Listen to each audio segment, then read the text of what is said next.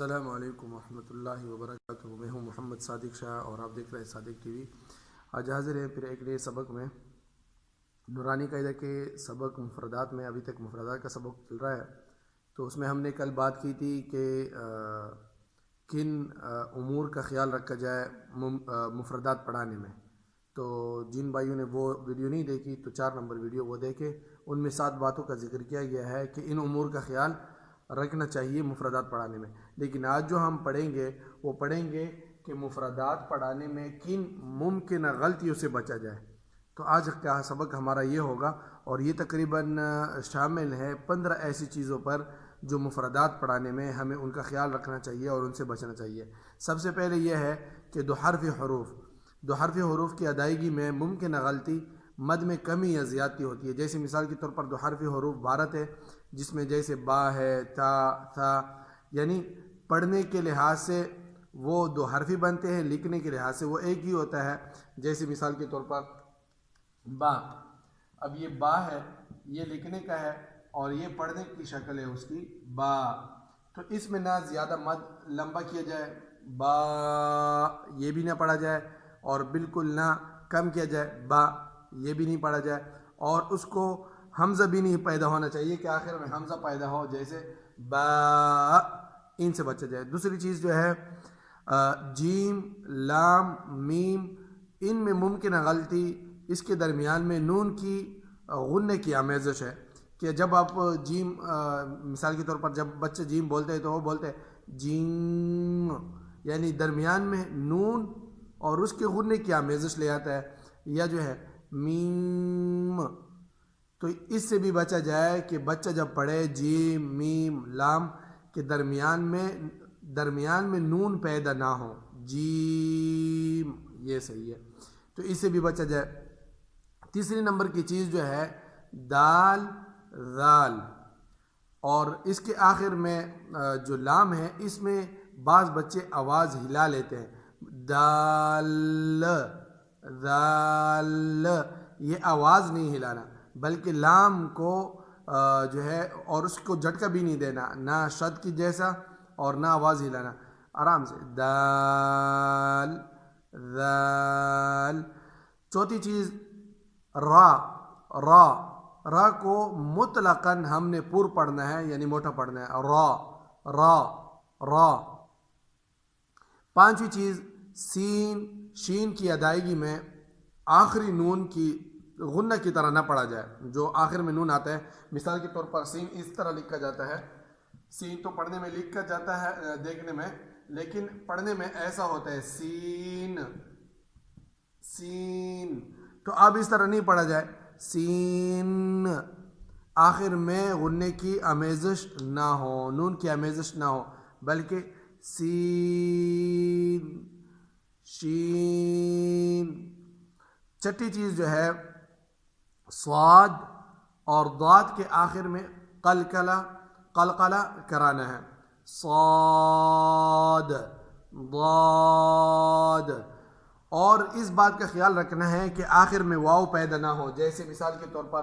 صاد، اس کے الف کو واضح کرنا ہے، یہ اس کے بولنے کے انداز ہے اور یہ اس کے لکھنے کا انداز ہے، تو ایسا نہ ہو، جیسے یہ نہ ہو، یہ غلط ہے، صاد،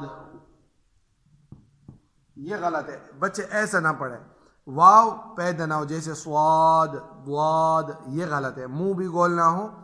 اور واو بھی پیدا نہ ہو، بلکہ الف کو واضح کر کے اس میں پڑھے، صاد، ضاد۔ ساتویں چیز جو ہے طا اور ظا کی ادائیگی میں درمیان میں واو پیدا نہ ہو، جیسے صاد کی طرح طا یہ نہ ہو، ظا یہ نہ ہو، منہ بھی گول نہ ہو، ہونٹ بھی گول نہ ہو اور واو بھی پیدا نہ ہو۔ مثال کے طور پر ایسا نہ ہو، جیسے طا ہے، طا، تو یہ ایسا نہ پڑھے بچہ، طوا یہ نہ پڑھے، وا، بلکہ ہونٹ کی گلائی سے بچا جائے اور واو کے پیدا ہونے سے بھی بچا جائے، طا، ظا۔ آٹھویں چیز جو ہے عین، غین، ہا کی ادائیگی میں گلے پہ اچھا خاصا زور دیا جاتا ہے، اس سے بھی بچا جائے اور آرام سے عین غین ہا، زیادہ زور لگانے سے اس کی وہ ادائیگی جو ہے وہ خراب ہو جاتی ہے۔ اور نویں چیز جو ہے ذا ذال ثا، اس میں زبان کا باہر نکالنا غلط ہے، اس طرح ذا ثا، زبان باہر نہ نکالے بلکہ ذال ثا، اس کا مخرج اندر ہے باہر نہیں ہے، زبان نکالنا اس میں جو ہے غلط ہے۔ 10ویں چیز جو ہے قاف میں صفت استعلاء ہے، یعنی یہ اوپر کو اس میں آواز اٹھتی ہے تو زبان کی جڑ اور اوپر کا تالو یہ قاف میں صفت استعلاء کی وجہ سے زبان کی جڑ اوپر تالو کی طرف اٹھتی ہے لیکن لگتی نہیں ہے۔ قاف موٹے قاف میں قاف قاف قاف، لیکن یہ کاف میں چھوٹے کاف میں باریک کاف میں اس میں وہ لگے گی۔ کیف کیف، زبان کی جڑ اوپر کی طرف اٹھے گی بھی اور لگے گی بھی۔ 11ویں چیز جو ہے کاف ادا کرتے وقت باریک کاف ادا کرتے وقت اس طرح ادا نہ کرے کیاف، یہ غلط ہے، یہ غلط ہے، یہ اس کو بتا دیتے ہیں۔